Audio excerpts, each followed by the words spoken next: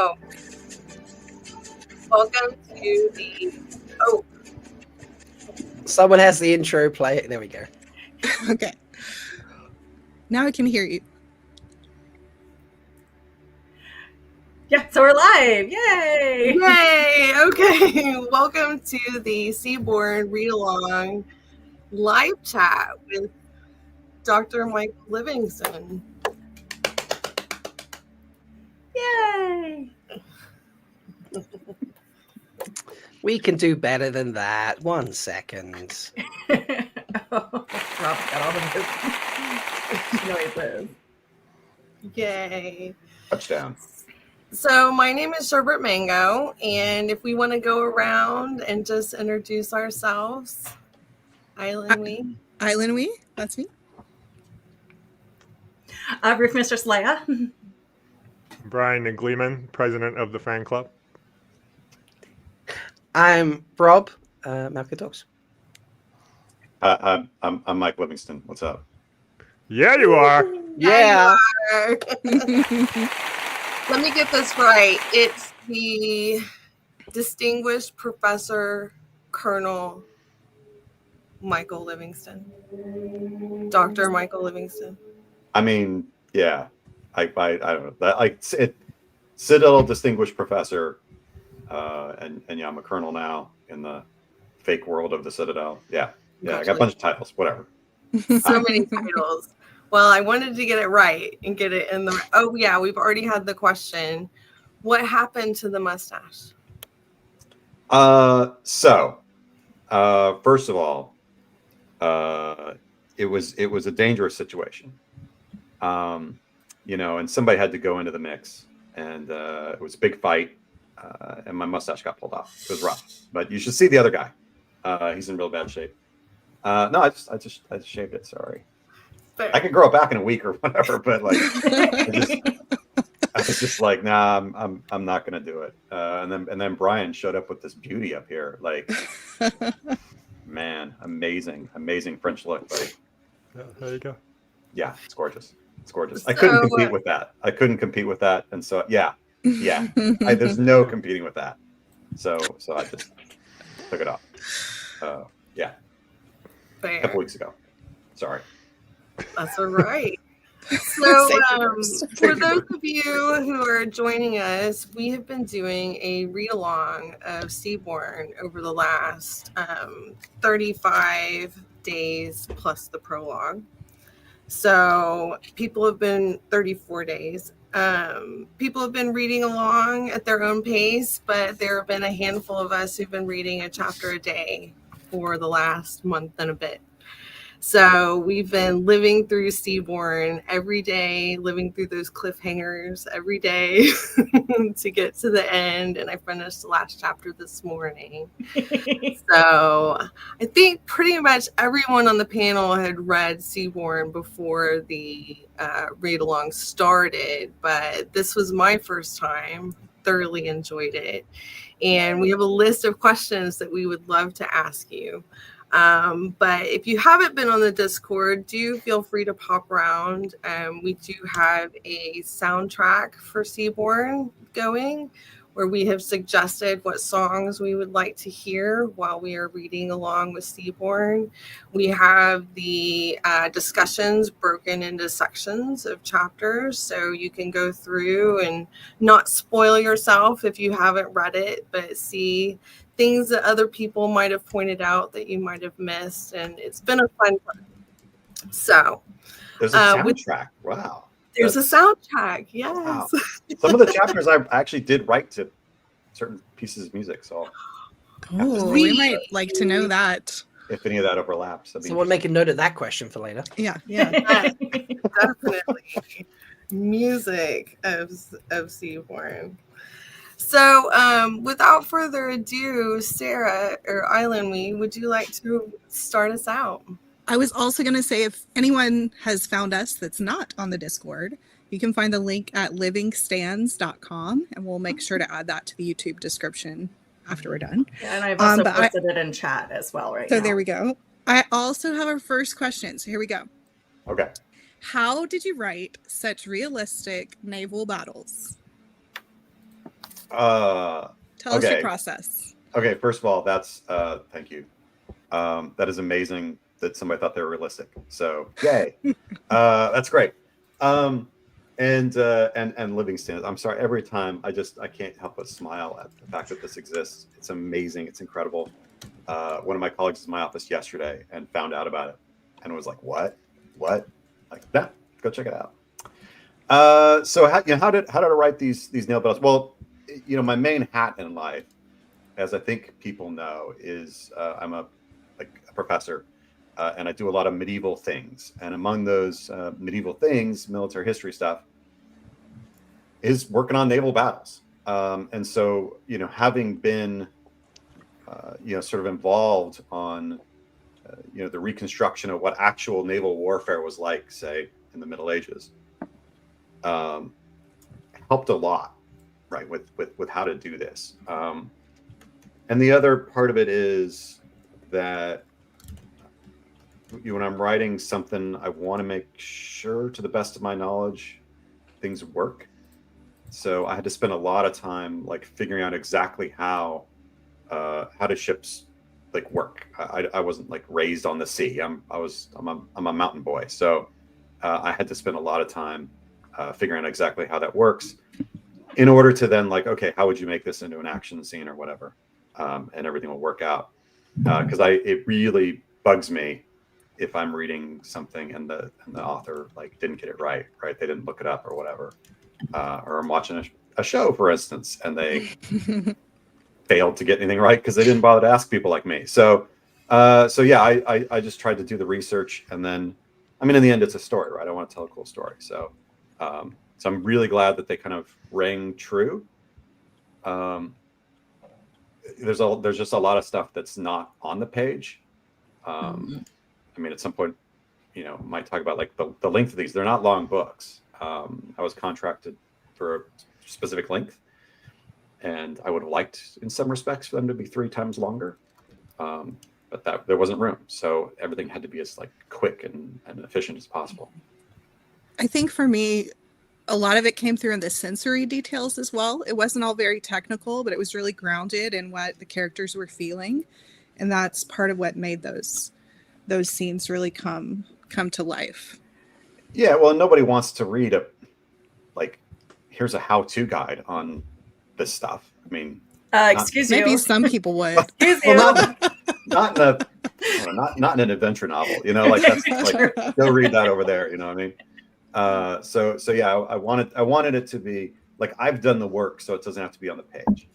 So just the fact that these characters are doing what they should be doing, you'll kind of fill in the blanks that, yeah, they are in fact doing what they're supposed to be doing. And hopefully it's because, in fact, I didn't screw that up.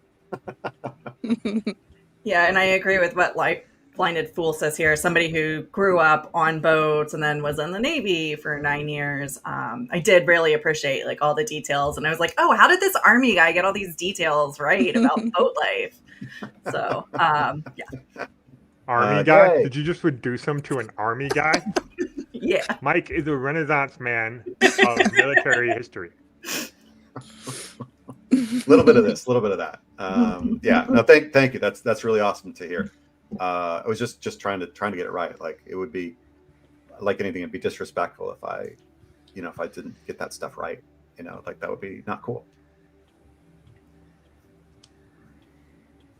Perfect. Leia, do you want to ask a question? Sure. Get the next question up there. I get it. Oh. So as a woman, I really appreciated reading a fantasy novel that was some of the main cultures were matriarchal, and the main characters are women. So what inspired you to write a matriarchal society, and how did gender influence your world building? Well, as a woman, I surprise. No. Yeah. So it obviously it was a very conscious thing, right? This couldn't have happened by chance to be the way it is. Honestly, it was feeling that there was a void of this. And even books that were sort of trying to, I don't know, kind of step into that. I didn't I didn't feel like, I don't know, like did it enough.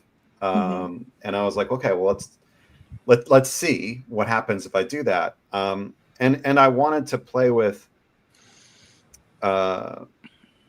people's expectations about sort of what that would mean, and the questions that you're forced to kind of confront. I don't know how spoiler I can be here or whatever, but like when you ultimately for Seaborn. Seaborn. Okay. Full spoilers for Seaborn. Yeah, you definitely learn some more stuff when you get to Iceborn. Oh yeah. But and Stormborn too. But there's a chapter there you might remember in Seaborn when Bella, Caden show up finally at the mother's court, and there's a conversation that they have as they're walking in with the stone guard Menace, and the realization, Caden's sort of astonishment at how men are treated in this society, and I can't remember the exact quote, what exactly Bella said, but she said something like, well, like, dude, this is not your world, like, yeah, it's different, and that's, you have to accept that, just as we have to accept that your world is different. I think there's kind of a human truth to that, but it should be like, no, this is like not okay to our world standards. You know, if we're to judge morality, that what is being done is not okay. But of course, historically in our world, it's often been the other way around, right? You know, so it's sort of like, well, let me just turn the tables and everything. Yeah. And if you're like, oh my God, that's horrible. Yeah, the other way is horrible too. Yes. And like, you can't just have the one way. So that was something that was kind of important to me at the core. And I wanted a story that really was ultimately about cultural collision, and about the fact that nothing is easy, and no answers are really ever going to be simple, because life isn't simple. And that too often I feel like, and it's fine. Fantasy is escapism for a lot of people. It is for me too, but a lot of times it's too happy, in the sense that everything works out perfectly. And I'm like, well, that's just not history. And I do a lot of history, so it's gonna be complicated. Like, our main characters don't know the whole story. They don't know everything that's going on. Everybody's got their own biases and blindness, and the gender was all kind of part of that for me in my world building. Yeah, it went even further for me though, because not only was it a matriarchal society, but there was extreme prejudice like against the men that was quite shocking. So they were slaves and eunuchs, and there was this one scene in particular where Bella was talking to Alira, and they were talking about a man and a woman together, and they were just so confused, because like, why would you even bother?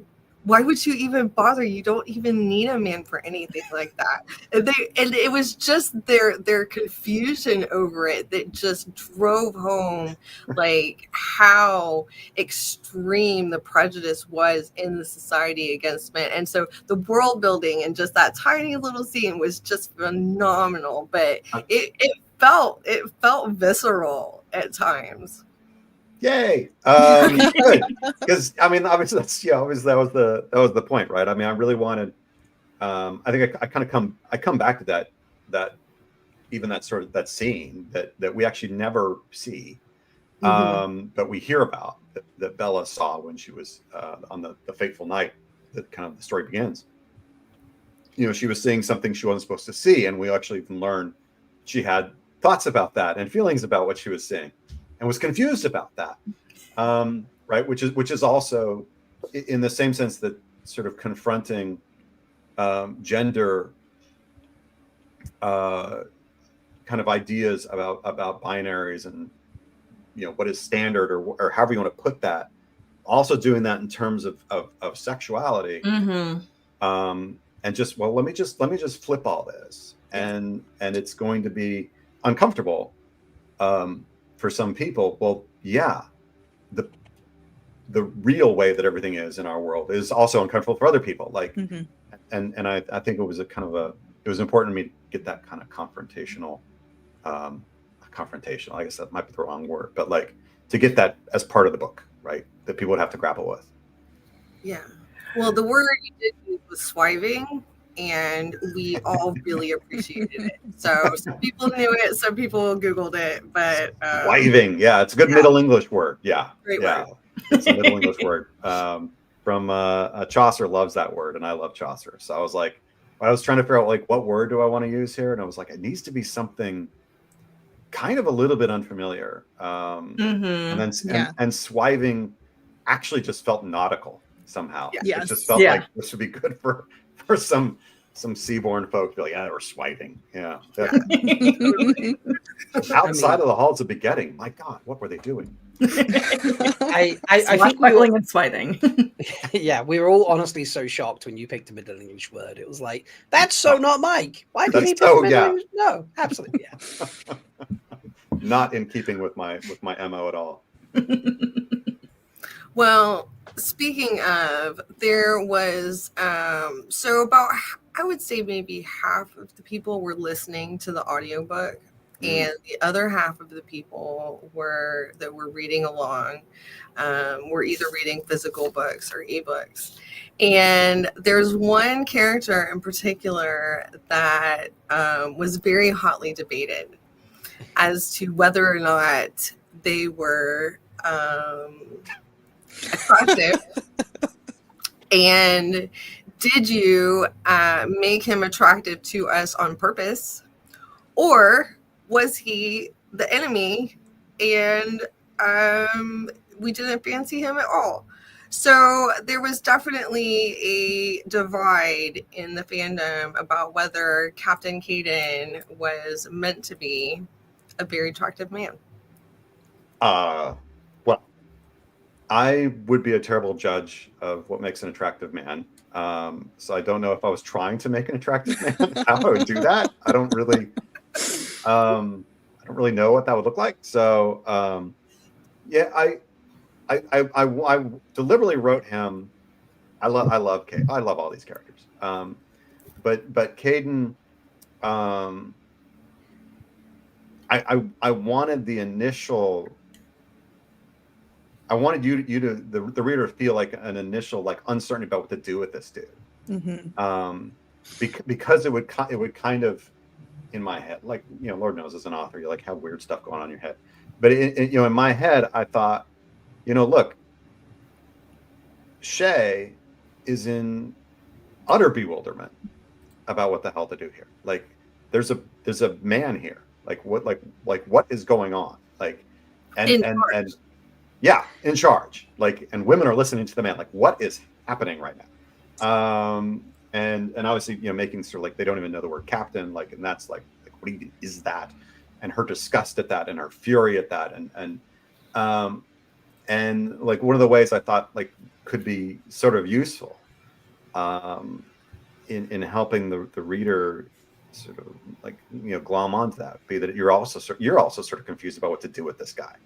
That on the one hand, it's like, oh, he's a captain, and I want him to feel like a little bit like that confident, like swashbuckling sort of guy, and they might be like, you know, yeah, I kind of dig this guy, his like sort of sense of himself, but that also would be like right on the edge of you'd be like, screw this guy. Like, I mean, one of the first things he does is he kills one of the pirates. He like just, you know, it's another Tuesday at the office, and his uncaring about that should be off-putting, but also his skill in doing that should be kind of fascinating.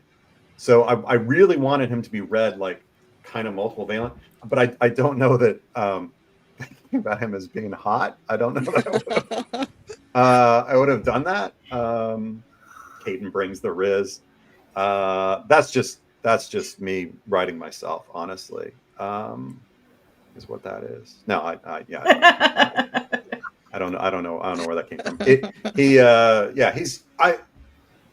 I really like his arc. A lot more happens to him in the next couple books. So we really get to follow him as things move forward. So yes, if y'all fancied him, Yeah. And as before this Amise thing went puts, love this question, Raffo. Yeah, Raffo. Yeah. Some things are going to happen with Caden that are interesting, as you'll see. But yeah, he's someone that I also wanted you to ultimately feel like your first impression of him might not be the right one. That he's pretty complicated in the end, and he's making up for a lot of stuff. Yeah, because when I met him, I instantly said, I don't like him. You know, he's been killing all my people. You know, I'm distrustful. He immediately killed somebody, you know, at being Shay in front of me. I'm not about this guy. And but then, you know, like you said, as you get to know him a little bit more, you know, maybe he's just as ignorant of the Seaborn as they are of the Windborn. You know, maybe there are 2 more books to the series. Maybe there's more. Well, I think you did a great job, but there's a scene in there where Bella is asking him how to use the gun for the first time, and Shay's like, "Yeah, you killed my friend with that pointy end, or however." Yeah. And he's like, "To be fair, you came in with a sword drawn on me and crashed through my window." So like he kind of like, yes, the first thing you see him do is kill one of, you know, our sexy lesbian pirate ladies, and which, you know, boo to that. But he comes back when you crashed through my window with swords drawn. What did you want me to do? And you're like, oh, that's a good point. We did do that. This is always what happens in war, right? Like each side thinks they're doing the right thing and just following orders, and they're doing what they're supposed to, and then when they meet each other and over a beer, they're like, oh, we're all human, we're all people. And that ties in really interesting to the fact that Bella at least didn't know she was in a war. And so that I really loved that kind of confusion where the Windborn were like, well, we're in a war. And she's like, are we? You just came and attacked us unprovoked. Like, I think that's really interesting. Of course, you having like a historical background like that's based in reality. Yeah, I'm really glad you guys picked up on that, because that is, again, that is kind of part of the key is you're seeing everything from one side, and so you believe that it should be one answer, right? Like, oh, this is a bad action or whatever. But then, when you flip the tables around, you're like, oh, no, what you guys were doing was kind of bad too. Like, so nobody is really free of sin, as it were. I certainly had certain characters in my head when I was writing him. Like, I really like Firefly. Oh, yeah. Like, he's. Oh yeah. Okay. Awesome. Yeah. Right. So I mean, it's Malcolm Reynolds. Yeah. There you go. Yeah. Oh, people were talking about this somewhere. Yeah, they've been talking about it for like 5 Always. minutes. Yeah. It's been. Oh, okay. All right. Well, rock and roll. Yeah. No, it's like, I mean, as far as kind of where the character goes, he goes in some different directions, but I certainly wanted that kind of initial feeling to be that, and actually to be in the movie Serenity. The opening scene with where Malcolm runs when he shoots that man in the town, and you're like, that's horrible. And he's also like, yeah, but letting him live would have been worse, right? That sort of difficult moral decisions, like that's war, and I don't want anything in this. Once it becomes clear that, like, all right, the war is going on, nothing should be ultimately black and white. It should always be mixed. Yeah. Mm-hmm. Good question.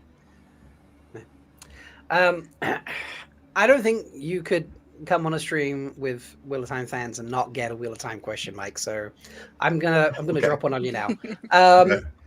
Obviously, we all know that you're an author of the origins of the Wheel of Time and a fan yourself of Robert Jordan's work.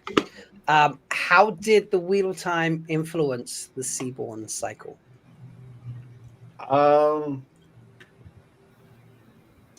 Okay.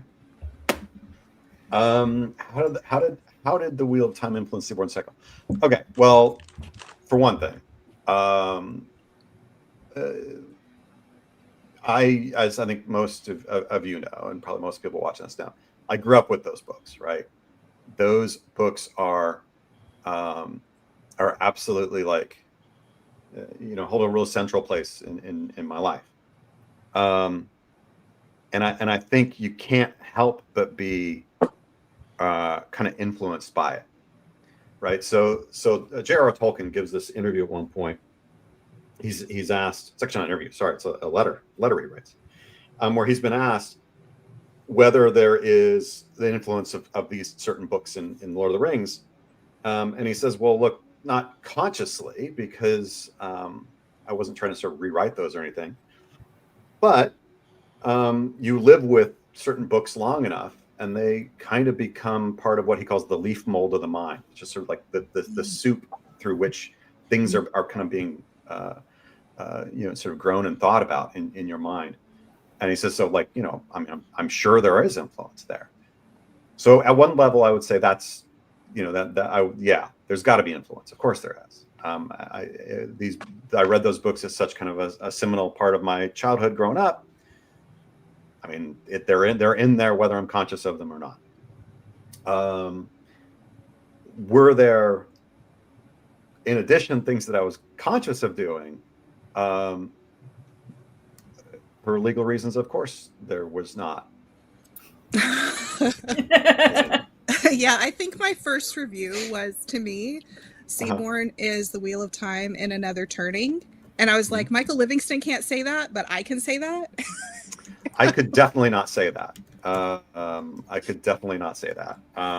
It's interesting that you would say that. Yeah. That is a very fascinating thing for you yourself to have said.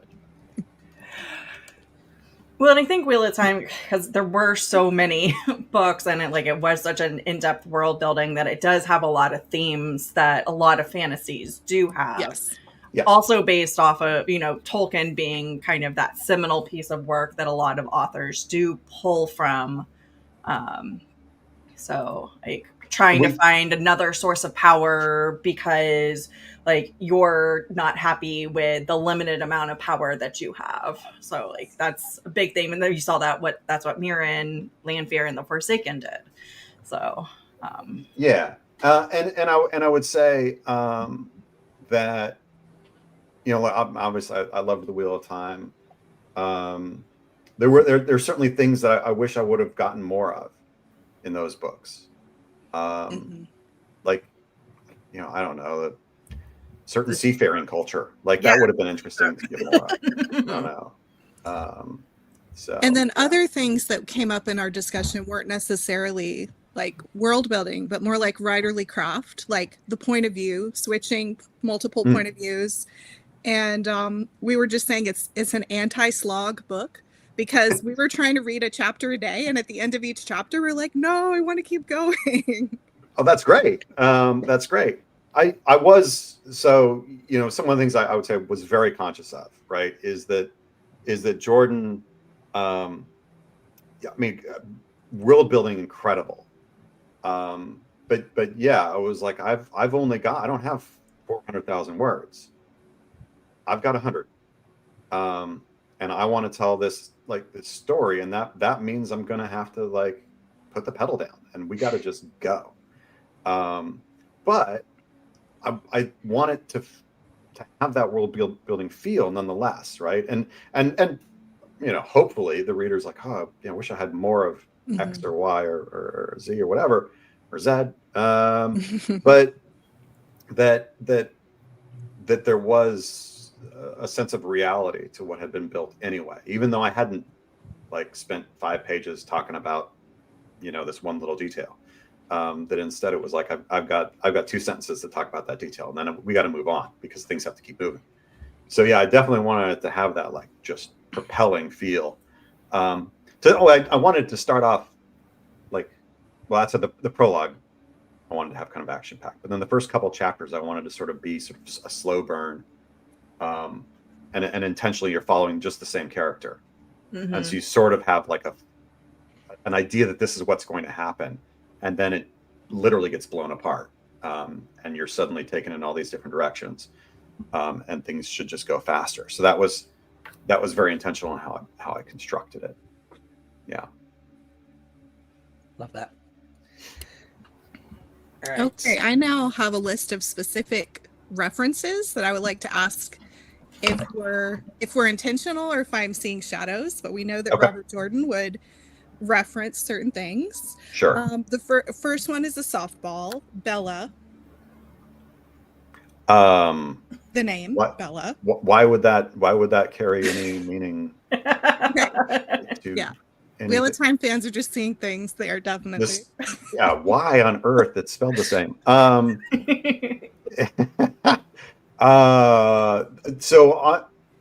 Yes, obviously a little wink and a nod for Wheel of Time fans, right?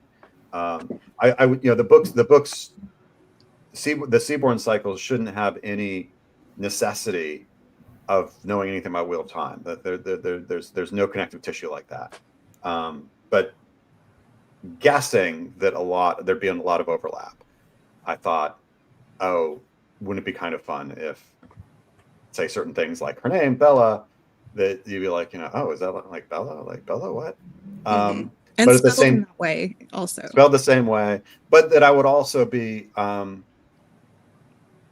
that if you grabbed onto that and were like, oh, okay, this really has that, I would like mess that up for you. I didn't want it to be like, oh, now I have like a skeleton key. I know where everything's going to go. Like, no, you don't. No, you don't. Yeah. So yeah. Bella. Yeah, I love Bella. Okay, so I love Bella in the Wheel of Time too. So these aren't all Wheel of Time. My next one is So Say We All, Battlestar Galactica. Just I'm saying Is that about notice, you can make no comment as you desire. Is that Battlestar Galactica? I thought that was just like a general saying. I didn't realize that was Battlestar Galactica. My bad. It's it's repeated frequently in Battlestar, so it's like their mantra. So it's a little Easter egg. Yeah. Okay. That one I felt pretty confident on. This one less so. The Outer Rim, Star Wars. No. Okay. No context that's from like extended Star Wars. My husband is a big Star Wars nerd, and so he's got me reading this extended universe. Okay. And some stuff happens in the Outer Rim. Okay. I would like to know how to pronounce Anjel before I ask the next. Angel. So Angel Oak? Yeah. Angel Oak. So Angel Oak here in Charleston, you have a picture there, beautiful picture. It was the basis for a rather important thing in Robert Jordan's world. I mean, I've been there a lot. It's beautiful. And so when I was like looking for what am I called? It's like Angel. I wonder if anybody will get it. So yay! Huzzah! Okay, here's another bit of a stretch, but at one point you used the phrasing "Breath of the Wilds." Is that a Zelda reference? Yeah. Okay. Cool. Okay. Nala, the Lion King? Yeah, of course. Yes. Okay, last one. Tine, the character. Yeah. Bangkok, Charleston. Tine Bangkok in Charleston, South Carolina? No. What is that? Maybe you should check it out. What is Thai food and noodle shop. That's one of those percolating thoughts. Oh my God. No. Is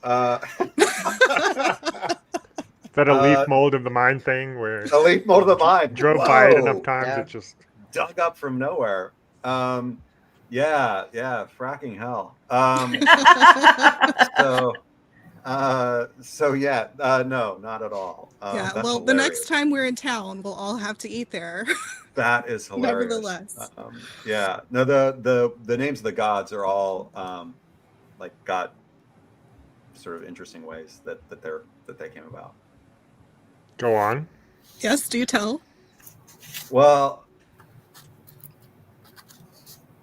after one reads Iceborn, okay, you might be able to put together that the way that the gods refer that there's gendering of the gods, and it's actually in all their names. Okay, and it's not just two. So we'll circle back to that next time.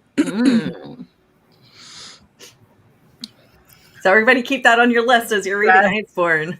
Exactly. Yeah. Well, speaking of names, we loved Bella Conne and Shay Sara. But who is Mark? The first of his name.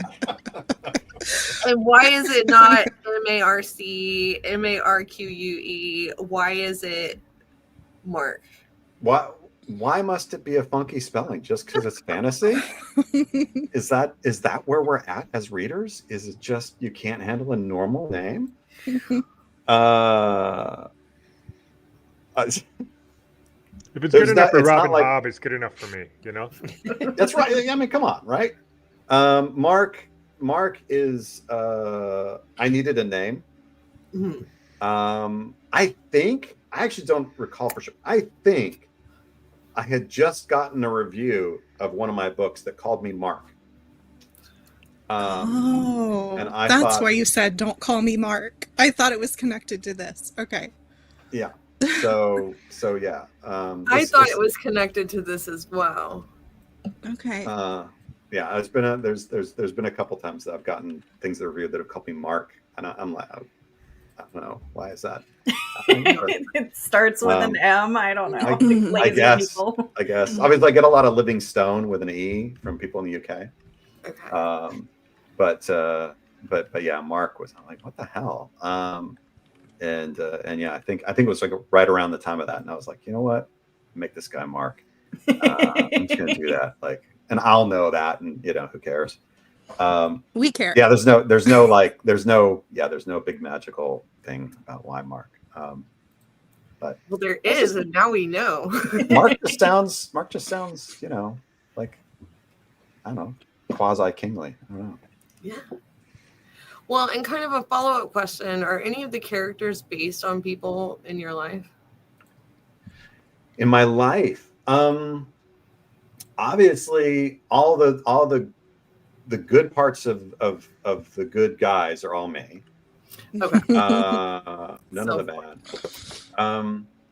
Yeah, no, it like, not really, because I don't. These characters kind of come fully formed, so it's not like I'm trying to think, you know, what would so and so do? It's, you know, what would Shay do? Like, Shay, I can't really base Shay on anybody in my world, because Shay don't live in my world. She lives in a world that is wholly different, with incredibly different, you know, ideas about what's right, what's wrong, and like how one should behave. You know, life and death. You know, the whole moral structure of the Bone Pirate is utterly foreign. You know, I can't base her on anybody I know. I think inevitably pieces of in exchanges that we have as human beings with other people will infiltrate, again, that kind of leaf mold of the mind sort of thing. But none of them are consciously anyone. And honestly, it may sound strange, you know, to have said, well, you know, this gender stuff is really central to the book. I didn't think about, you know, how would Shay or Bella or Lyra, it doesn't matter. I don't think of them as women, if that makes sense. Like, they're characters, they're human beings. Like, yes, they're in a world that has these kind of gender dynamics and stuff, but those don't define who a person is any more than they should in our world. So I like, just think of them as, you know, as these kind of fully formed human beings, and who have their way of going about things. And I may not always agree with those things, but it's who they are and who they should be.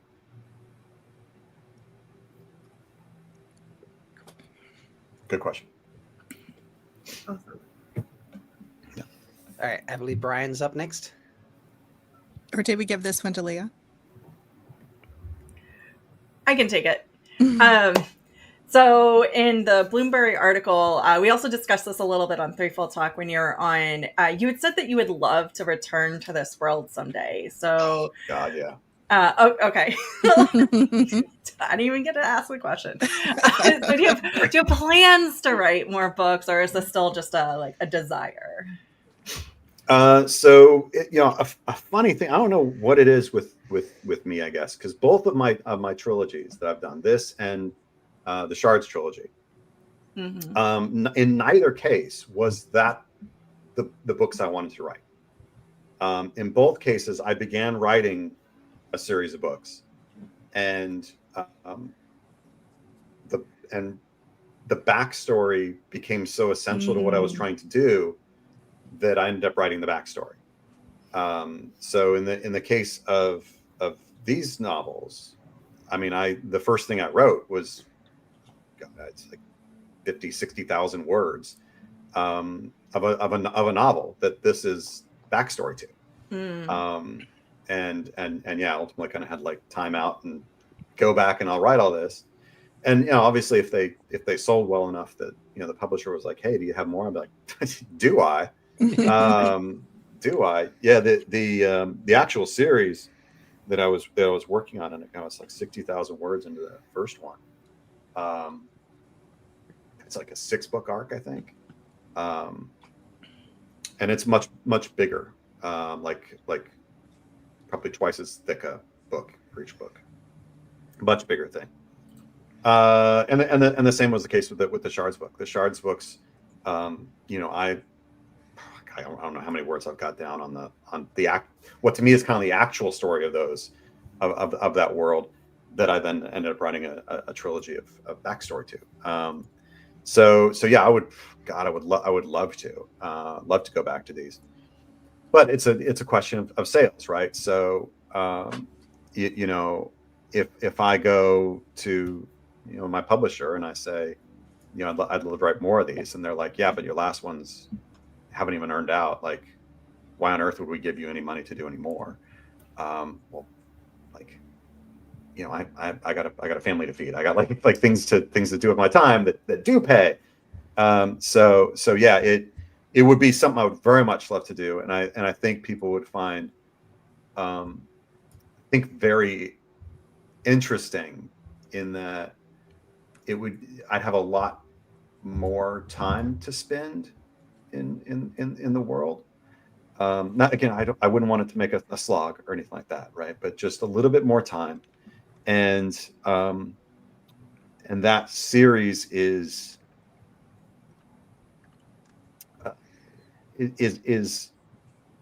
literally does kind of follow quite a bit in time from where this is and when this is.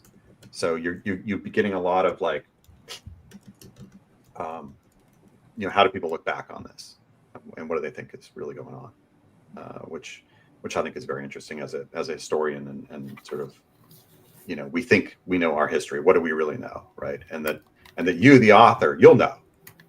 You know what happened. You know what happened. You read these books, but the people in the world may not really understand what happened, and that's how things. Again, that's reality. So yeah, great question. God, I would love to.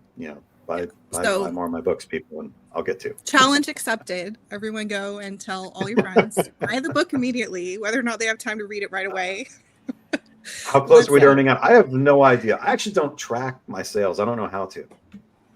Would it be useful I'm sure to ask our local bookstores to order them, and then maybe get?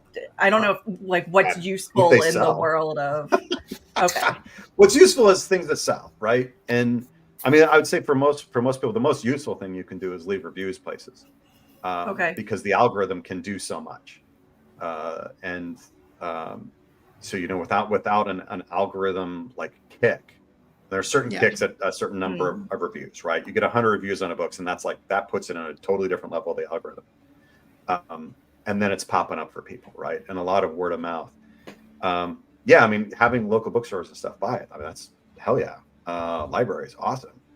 But more than anything, it would have to get sort of, I think, that push. Mm-hmm. That then the publisher is like, hey, let's do some more.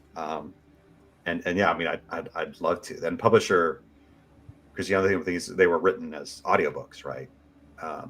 And then my current publisher was like, hey, can we have these books in print? Oh yeah, hell yes. And the job they did on the covers and stuff is incredible. It's gorgeous. So yeah, they're so gorgeous. I couldn't believe it. We just had these loose talks about what they were going to do, and here it is. Oh my God, you guys are genius. So yeah, really awesome. I'd love to see what they would do with the next series. So it'd be cool. It'd be cool. But yeah, to go back to that question, somebody popped up. How close we are running out? I don't know. Unlike some authors, who have teams of people working for them, and I just write a quick draft and then somebody cleans it up and then somebody it's just me. It's just me. I'm just like, here I am, and doing what I can. You don't have a web guy, social media guy? Brian is the closest thing I got to what's his president doing? And obviously now Livingstans, you guys doing stuff. I don't have I don't know how social media works. What even site I'm supposed to be on last night I was trying to post something I don't even know where I'm posting now. I just don't. It's all just on fire. I don't know. So. Yeah. Light Blinded Fool asked a question. He's mostly an audiobook guy. Do audiobook sales help too, or is it mostly the physical copies? So that's a really good question. This is unusual because I have two different publishers. So the audiobook sales, actually they really help nothing at this point, the way that contract was written.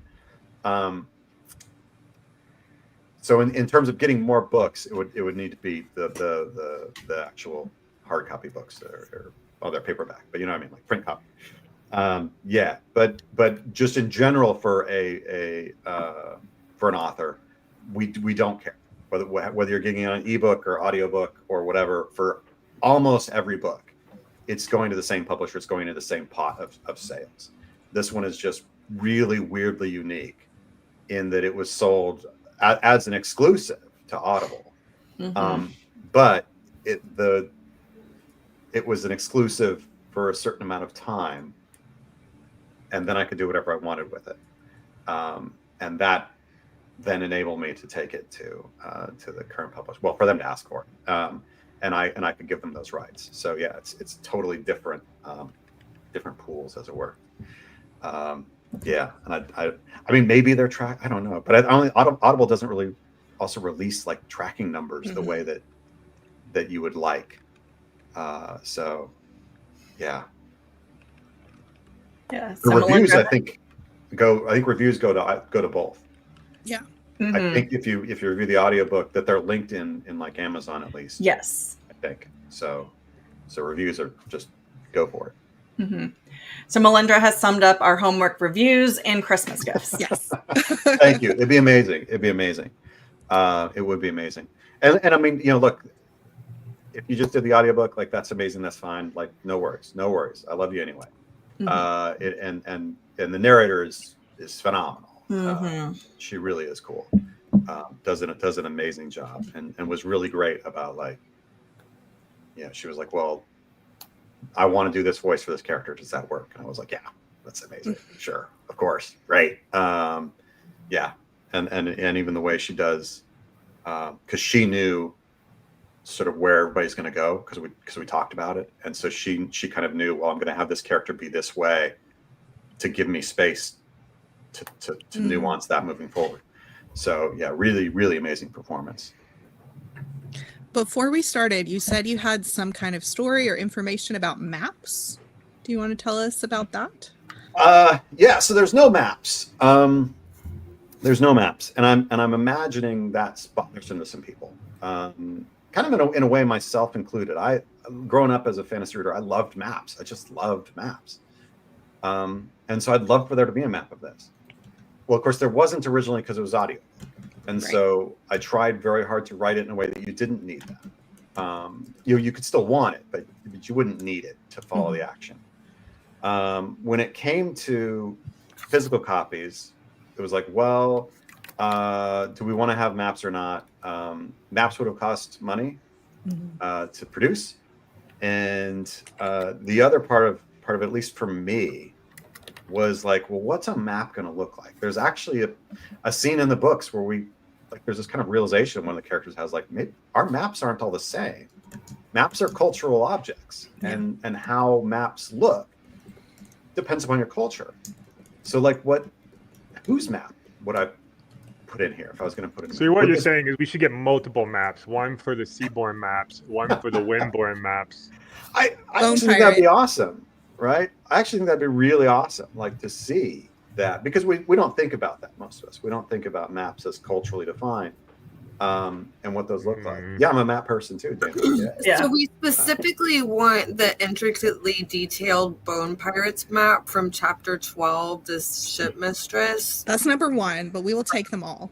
Yes. That's specifically the one that I would poster size. The Bone Pirates map would be the one that I would really want. Because, like, I know what that, like, looks like in my head. I could never execute it because I'm not an artist, but yeah, I know what that looks like in my head, and it's badass. But yeah, there's if you want to kind of, like, get a sense of, like, sort of different maps in the world, like, look up Cartoland maps, like, just on Google them or something. It's Cartoland maps, and you'll see, like, that? Cartolan, Cartoland, which are navigationally based maps, right? Those,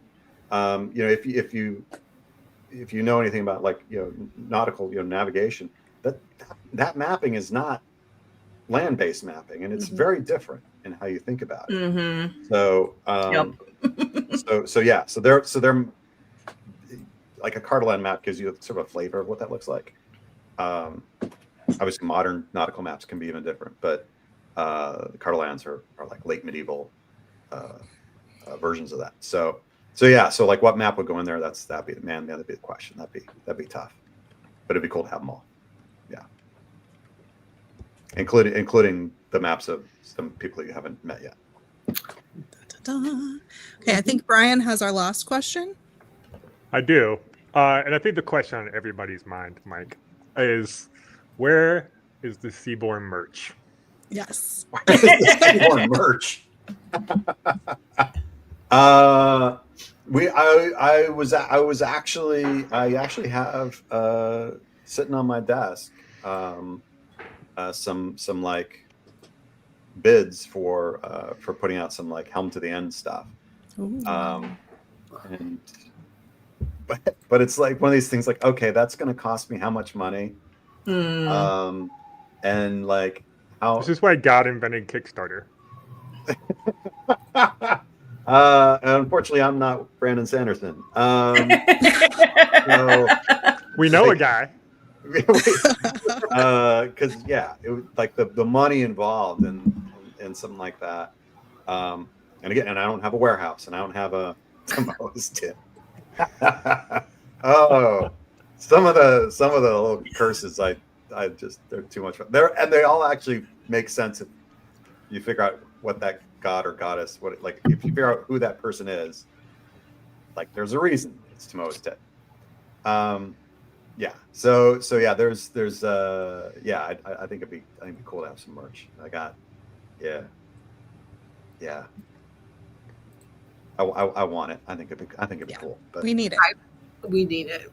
But yeah, I don't have a warehouse like that. I have to keep them in boxes here in my little dinky office. Maybe we need to explore print on demand. We've been playing with Threadless, and you can also put, like, a percentage to charity on there. They have pretty good quality. I can send you the link. I don't know anything. I don't know. I just I've been busy writing books. I don't know. That's fair. Yeah. Good question. Good question, Brian. Good question. So, I did not admit that, man. To everyone listening, we are starting our Iceborn read along now, immediately. And gotta go buy a book. If you don't have the book, go ahead and get it.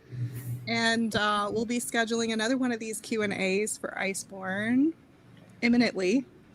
So yeah, I think if you want to do the chapter a day, like some of us did, we're going to read prologue today and then 2 chapters a day moving forward so that we can finish in about the same amount of time, and do our Zoom before we get too close to the holidays.